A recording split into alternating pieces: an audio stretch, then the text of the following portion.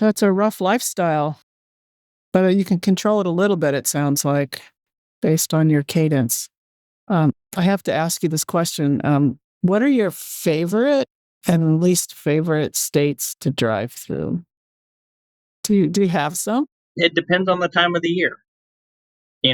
Upper Vermont, upper New York, not New York City, but the countrysides in the wintertime is actually really pretty. Seeing the snow on the trees and all that. Or,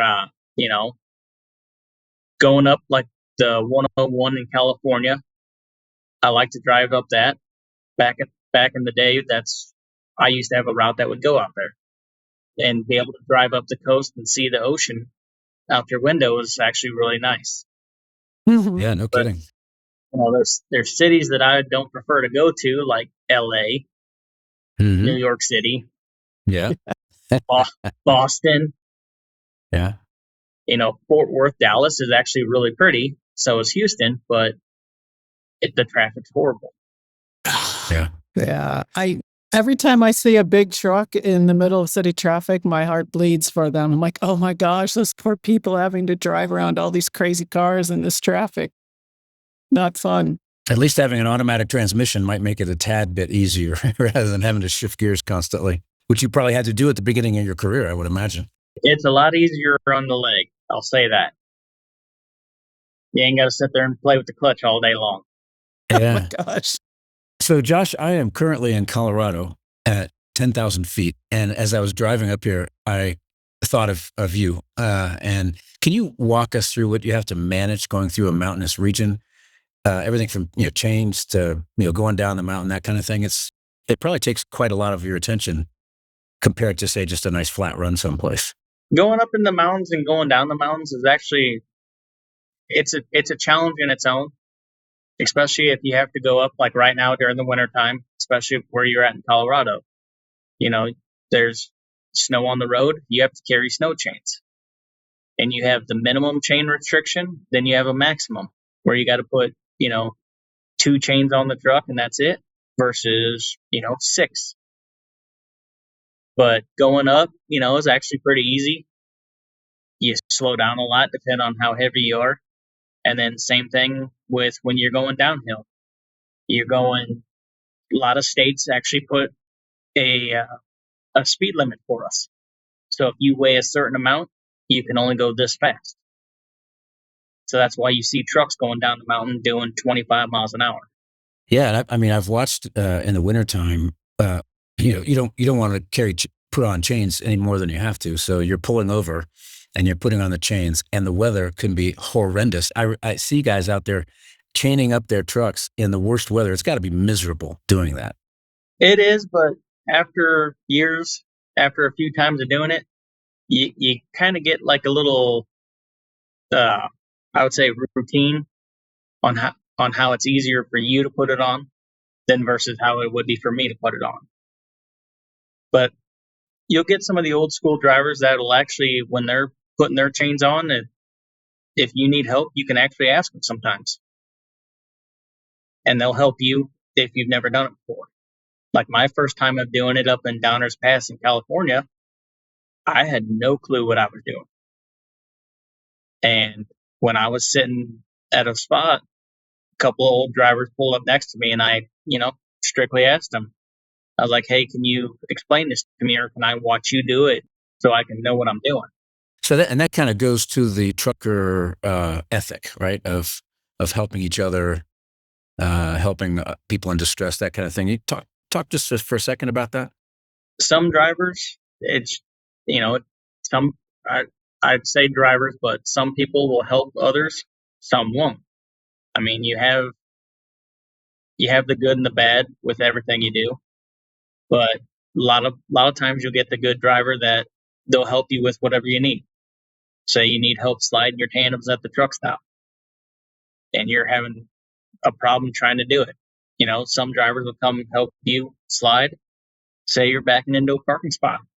There's drivers that'll get out and actually help guide you so you don't hit another vehicle as you're backing in.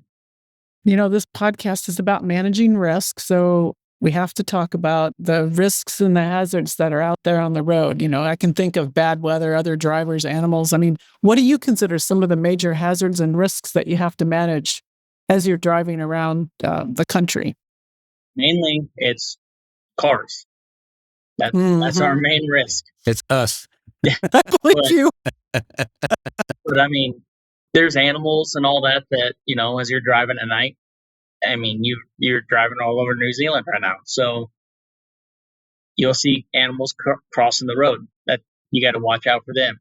You got to keep your eyes constantly moving through your mirrors and through the windshield of the truck to make sure that there's no hazards on the road. Things might fall off of other people's vehicles at night. You don't see them till you're almost right there. You got to kind of keep your eyes moving so you see everything at all times. So just for my personal benefit, what is the most annoying thing that you see the four-wheelers doing that really gets your spine tingling? Not paying attention to what they're doing.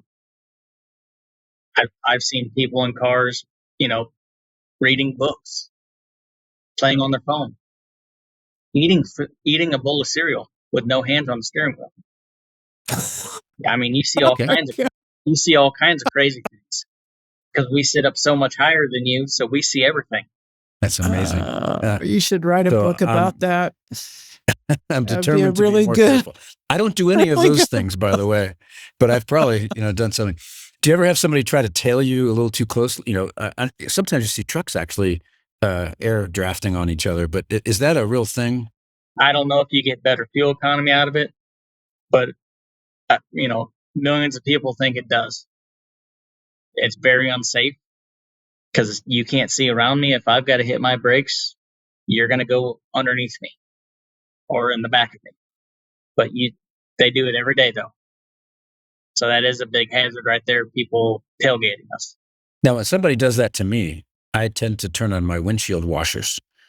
And it's kind of a signal to them, right? And so I know I've affected them when I see them turning their windshield wipers on because I got to them, and it's kind of a little signal. That's a little harder to do for you. Do you have anything that you can do to kind of shed these people who are tailgating you? Well, the way I was trained was if someone's tailgating you, slow down. Yeah, that's what I do. Make them want to go around. Yeah. That's probably the safest thing to do.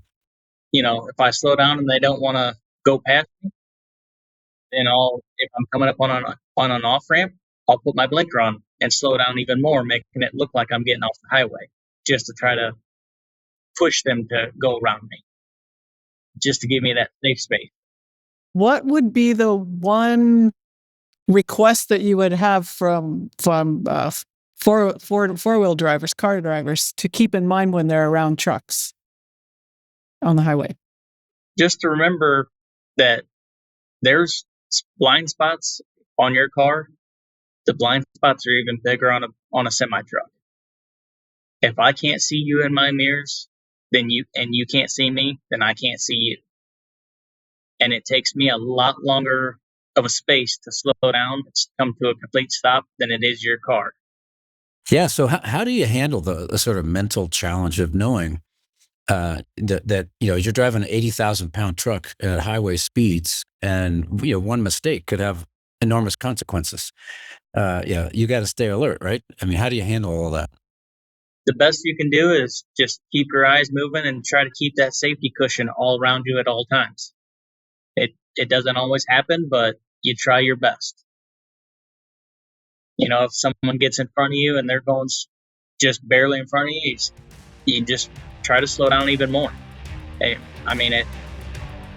makes other people mad because you slow down even more, but I'd rather be safe than sorry.